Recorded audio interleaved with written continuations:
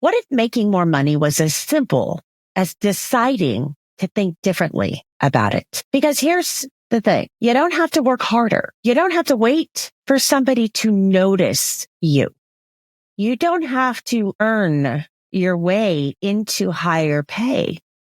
You just have to start thinking like a person who makes more money. The reason you're underpaid isn't because you're not qualified. It's because you've been trained to think about money in a way that keeps you underpaid. Money is neutral, doesn't care who asks for it, but your thoughts about money, those are everything. And if your brain has been running that script that says, I should be grateful for what I have, I don't want to seem greedy, I need to prove myself first, then you're not even in the game yet. This isn't about men versus women. This isn't about fairness. It's about one thing. The thought you choose to think about money. The difference between people who make more and people who don't. It's not intelligence. It's not talent. It's not even luck. It's that one group decides they deserve more and then they act accordingly. So today we are rewriting your money script, because the moment you stop asking and start deciding, everything changes. If any of this is resonating with you, then this episode is for you. Let's go.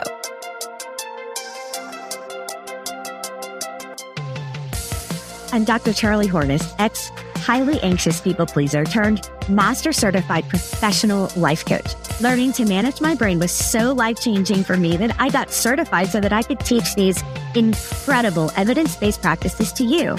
Are you ready for massive change? Let's go. There are some hard truths about money and mindset. If you've ever thought, I just want to be paid fairly, I need you to hear this. That sentence alone is costing you money, because fair is not a strategy. Fair isn't a plan. Fair isn't what gets you that higher salary, the bigger bonus, or financial freedom. Fair is a feeling, and feelings do not negotiate. But here's what does: the way you think about money. Right now, you have a thought about money that feels like a fact. It's been repeated so many times by your family, your workplace, maybe even by you, that it feels true. I don't want to seem greedy. I have to prove myself first. Money is hard to make. But what if that thought wasn't true? What if it was just a script that's been running on autopilot in your brain? What if making more money was as simple as deciding to think differently about it? Because here's the thing. You don't have to work harder. You don't have to wait for somebody to notice you. You don't have to earn your way into higher pay. You just have to start thinking like a person who makes more money. And that mind shift, it doesn't start with external actions. It starts right here inside your own brain. Let's start by talking about why women were taught to shrink around money. So let's get one thing straight. You were never supposed to feel powerful around money. That hesitation, that discomfort, that tiny voice that whispers, don't ask for too much. You didn't create that. It was given to you, and not by accident. The way you think about money today, the guilt, the hesitation, the second guessing, that wasn't something you decided. It was something you inherited from your family, from your teachers, from society itself. And before you roll your eyes and think, okay, but that was then, this is now, let's be very clear. You're not imagining things. The discomfort you feel when negotiating a salary, asking for a raise, or charging what you're worth is not personal. It's systemic. You see, the system was designed to make you hesitate, And I want to break that down for you right now. So here's a couple of interesting facts. Before 1974, women in the United States could not legally get a credit card without a man's signature. Before 1988, banks could deny women business loans unless a man co-signed for them. Women couldn't own property. They couldn't buy houses. Women weren't just discouraged from financial independence. They were legally locked out of it. For most of modern history, money has been a man's domain. Women were expected to be financially dependent, not financially powerful. And often the dependency was only in the home running a budget, but it wasn't their own freedom. This isn't just about financial inequality. This is about control. Because if you control a woman's access to money, you control her choices. You control her freedom. You control her future. And even though those laws have changed, the psychology hasn't. And if you think that didn't leave a mark on how we as women think about money today, you're kidding yourself. So let's break this down into a little bit more realistic terms. If your mother, grandmother, or great-grandmother couldn't open a bank account without a man's approval, what beliefs do you think got passed down to you? If your family struggled financially and you watched the adults around you say things like, money doesn't grow on trees, or you have to work twice as hard to get half as much, what conscious scripts do you think are running in your mind today? If every wealthy woman you saw in the media was portrayed as cold, ruthless, or greedy, which many of them are, how do you think that shapes your own feelings about ambition and money? We equate women who are ambitious, who are wealthy, with Cruella de Vil. That's the stereotype. Welcome to the generational transmission. This is what family systems call inherited belief systems. Your thoughts about money did not start with you. They started generations before you. And when a survival strategy gets passed down long enough, it stops feeling like a choice.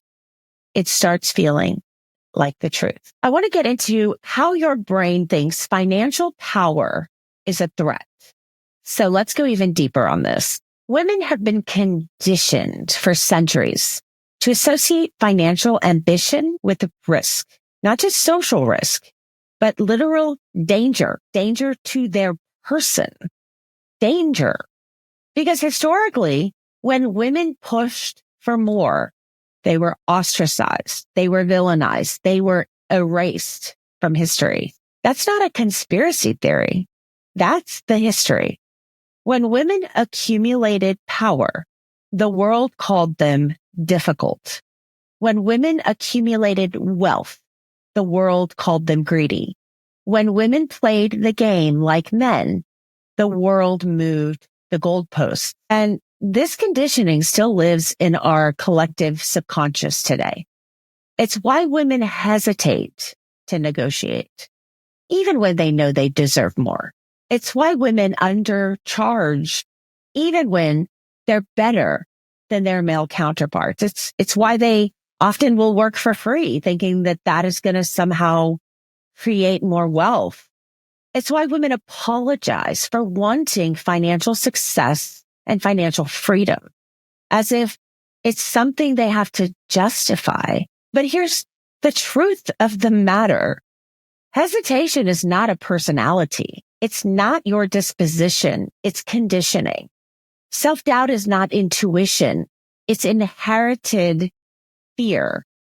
And the discomfort you feel when talking about money, that's not a sign that something's wrong. You may be feeling it right now because I chose this topic for this podcast episode. It's a sign that we're breaking a pattern, that we're challenging a pattern. Your body doesn't like it.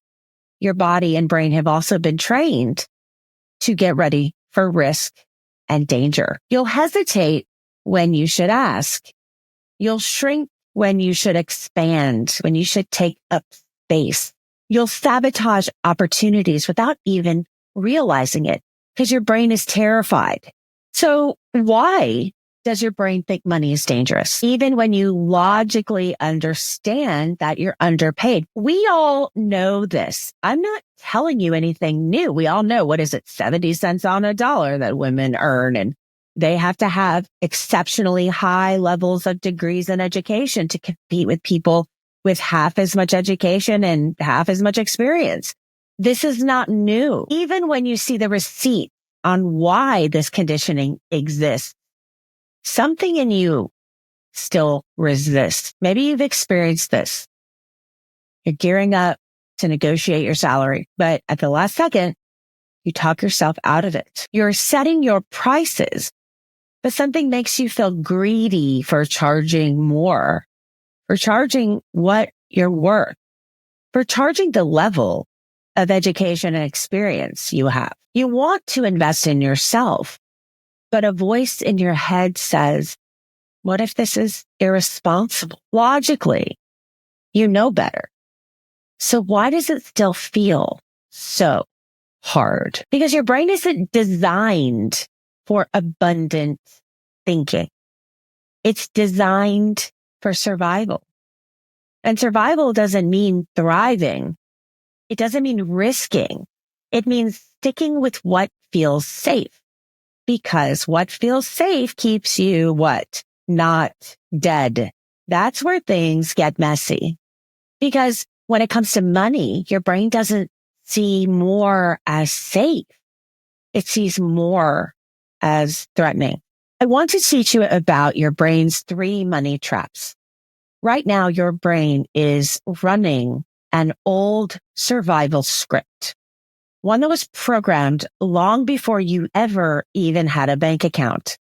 And if you don't override this programming, this is outdated software. If you do not uninstall and reinstall something that is modern, it will keep you underpaid, no matter how qualified you are. So here are the 3 traps. The first trap is called loss aversion. Why rejection feels scarier than a low paycheck. Your brain is wired to fear loss more than it desires gain. That's not just a feeling, it's science.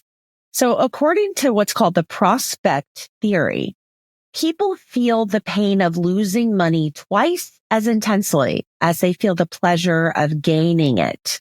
So what does that mean in real life? You would rather not ask for a raise than hear the word no. You would rather not negotiate than risk somebody thinking that you're difficult.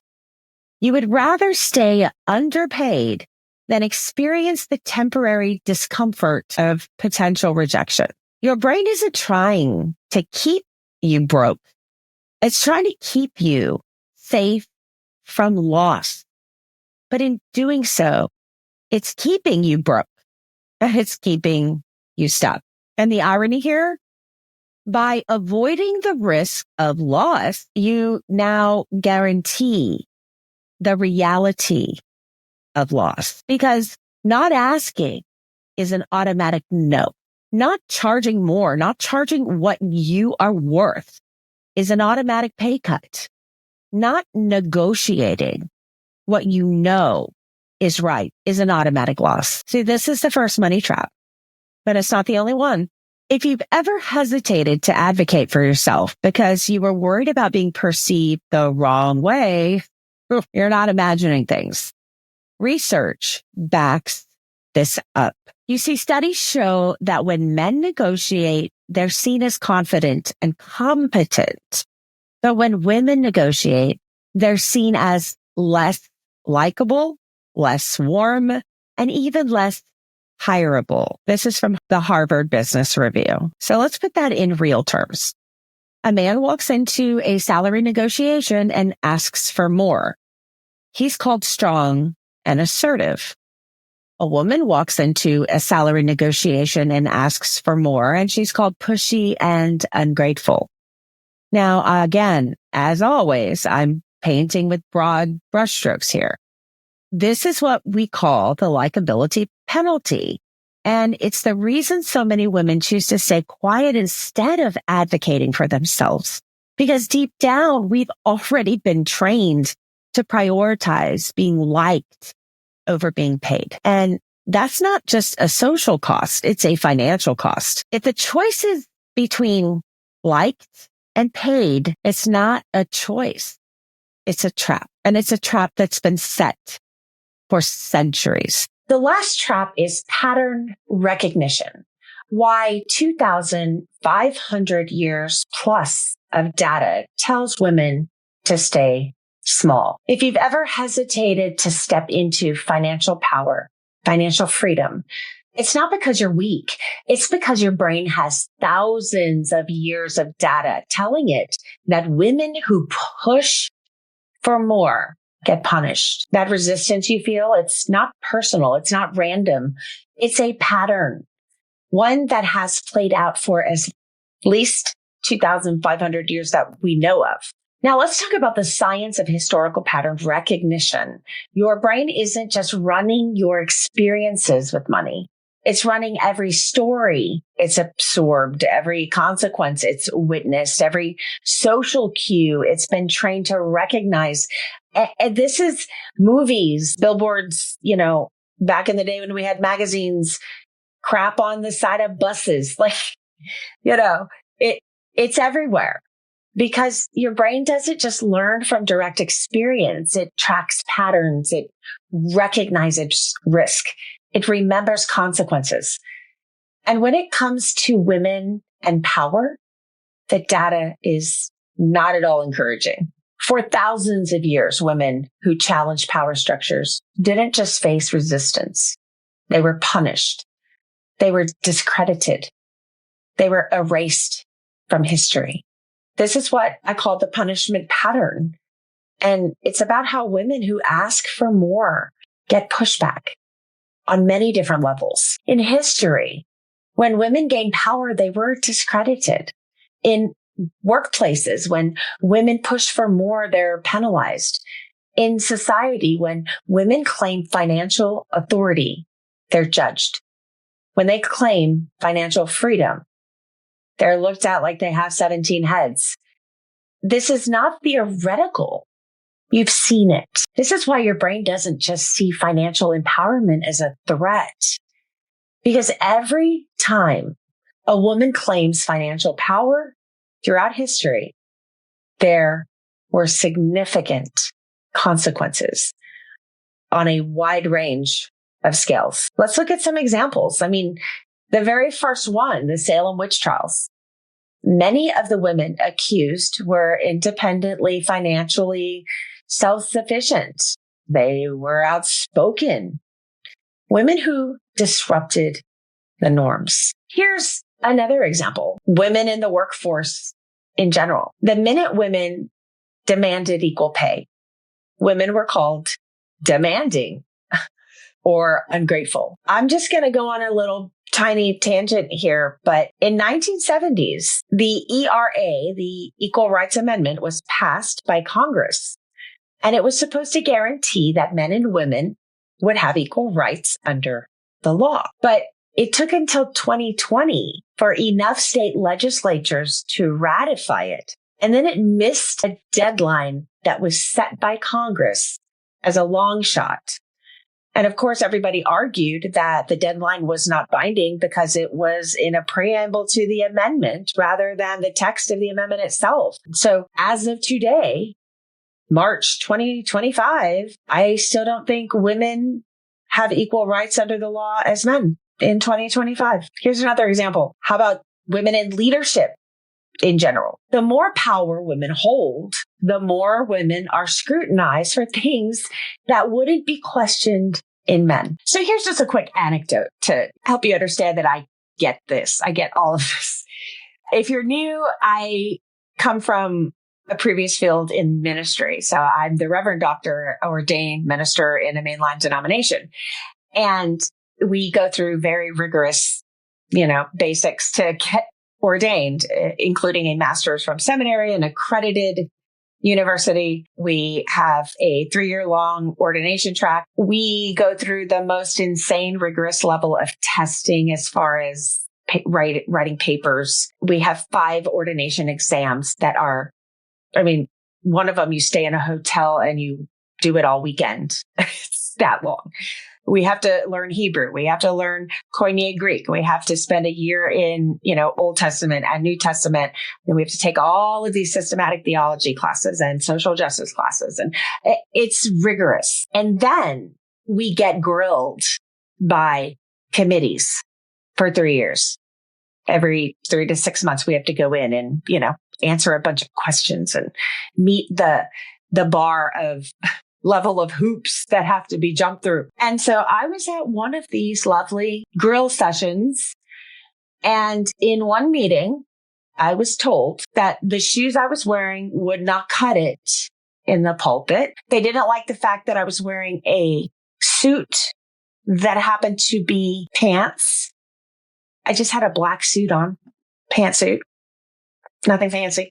I was told that I quoted too many female theologians. I was also told I talked too much about women in the Bible. I may have asked if they told the male ordinands that they talked too much about the men of the Bible. And I was sent back to sit in the pews for 6 months and learn how to bake casseroles. That's what they told me. I had to go sit in the pews and learn to bake casseroles. Now, first of all, I don't cook. I lived in New York City for 20 years. We order out. Didn't even have a kitchen. Apartments don't have kitchens, really. You might have a little fake stove that has a dead mouse in it and you never use. I don't cook. Never have, never will. I like to eat out. I order out. I'm a New Yorker, a New York Texan. Second of all, isn't my husband supposed to be the pastor's wife? Isn't he supposed to bake the casseroles? My husband is a wonderful cook. But I was expected to not only be the pastor, but the pastor's wife. Women are scrutinized for things that wouldn't be questioned in a man. There's some generational trauma there, I think, that has trained women's brains. Your brain has been tracking this pattern for generations. And we know through neurology and other sciences, as well as family systems theory and other theories of that sort in the psychological world, that trauma is passed down from generation to generation. And it takes a lot of emotional maturity and work to break cycles of patterns of trauma in generations. So your brain begins to use these things as a survival mechanism, these patterns that it's tracking. It's basically stereotyping everything to keep you safe. So why does any of this matter when we're talking about your money mindset?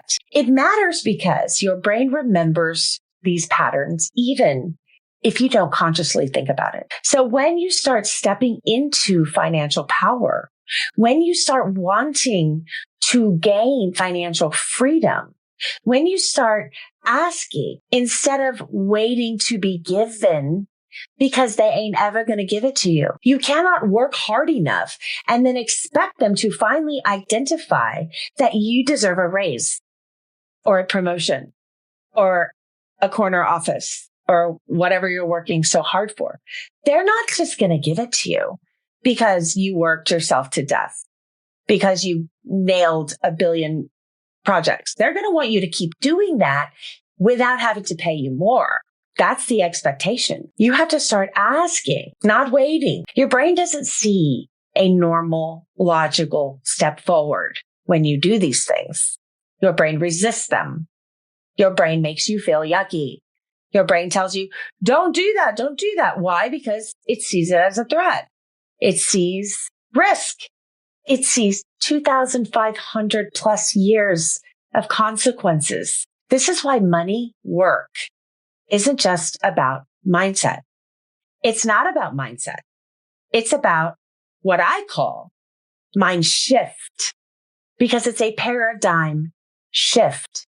It's not something you can just wake up and have a good mindset today. It's about rewiring how your brain perceives financial power and financial freedom and financial independence.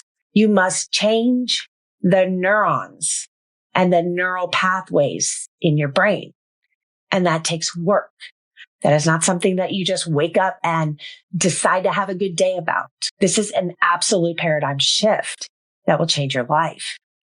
Because if you don't override these survival mechanisms and these instincts to keep you safe from millennia of trauma to women, you'll hesitate when you should be asking. You will shrink when you should expand and take up all the space. You will sabotage opportunities for yourself, and you won't even realize you're doing it. The last part I want to share with you today is about how to rewrite your money script. So if you want to stop playing small, I apologize for breathing. You need to start thinking like a woman who gets paid what she's worth. But let's be very clear. It's not about money. This is about how your brain has been conditioned to think about you and money. And here's what no one's telling you. If you don't actively rewrite this conditioning, you'll default to that script that wasn't even yours to begin with. You did not choose it. It's not what you want. And yet it totally controls your life. So let's just jump into a little bit of thought work and how that is a foundational piece of financial power and freedom. So every action that you take around money, whether you negotiate or you stay quiet, you charge what you're worth, or you discount the hell out of yourself, you invest or you hold back, all of it, it doesn't start with money. It's actually not about money. Money's a result. It starts with a thought. So right now you have these thoughts running in the background that are shaping your financial reality. You're not even aware they're there. Thoughts could be, I should be grateful for what I have.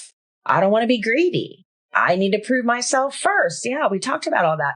But what if those thoughts aren't facts? What if they're just made up scripts in your head? Scripts that you were handed by history, by society, by signs on a bus, by the systems that benefit from you staying underpaid, by the systems that love to sit on the sidelines and watch you work and work and work and get everything done perfectly because you're so good at what you do and you're so talented, and they don't have to pay you more because you'll never ask for it. Systems that benefit from you staying underpaid. The moment you stop assuming those thoughts are true, everything in your life is going to change. This is the real transformation. This is the mind shift. This is every day the rest of your life, not am I going to wake up today and get in a good mindset? No. We're going to rewire your brain. So it's always that way. Always. Here's what I need you to understand. This isn't just about money. The way you think about money is a symptom of a much bigger issue. It points to much greater things we need to get under control. If you've been underpaid, overworked, if you're over explaining, if you're waiting for someone to recognize your value, which means you're basically doing way too much work and not getting paid enough, and then they're going to let you keep doing it forever and you're never going to get recognized. You're not. Why would you? I guarantee you're not just doing this with money. You're doing it everywhere. You may not even know it, because this isn't just about financial confidence and freedom. It's about who you allow yourself to be in the world. And next week, we're going to go deeper, because here's the truth. You can't change your results until you change your thoughts. If you don't learn how to question, how to challenge, how to rewrite all of these thoughts, no matter how much strategy you are putting in, it's never going to be enough. Next week, I am going to be talking about my favorite woman of history, Aspasia of Miletus, and something called the Socratic method. I'm going to teach you the exact framework that shaped the minds that built Western democracy and show you how to use it to begin to take that control back from these thoughts that are not yours. And you may be asking, What's an aspasia and what's a Socratic method? Well, just real quick, a Socratic method is a method of rhetoric that was attributed to being created by the great philosopher Socrates. However, history does tell us that it's quite possible he did not create it at all, but was taught it by his very own teacher, a female, Aspasia of Miletus, who was his brilliant rhetoric teacher, according to Plato. So going forward, the Socratic method is no more. It is now the Aspasian method, TM. So I'm super excited to teach this to you because it's a very cool tool and it's going to be something that's really going to help you. And finally, if you're ready to start challenging these beliefs today, don't forget that I've got BetterHelp sponsoring a few of my spring episodes, and they're giving you a 10% off of your first month of therapy if you go to my affiliate link. So you just go to BetterHelp, that's HELP.com/art-of, ARTOF, to get matched with a licensed therapist today. Because unlearning centuries of conditioning, that's not a job you can do alone. And friend, remember, your hesitation, your second guessing, your instinct to ask for permission before you claim what's yours, none of that is your belief system. It doesn't have to be your belief system. All of it was handed to you. And if it was handed to you, it can be given back. So this week, I want you to notice every time you downplay your work, every time you hesitate before asking, every time you silence yourself when you should be speaking, every time you shrink when you should be taking up all the space, every time you apologize just for existing. Anytime you notice any of these, pause. Because the next time you hear that voice telling you to stay small, you're going to know exactly what to do with it. All right. Thanks for joining, and I'll see you next week.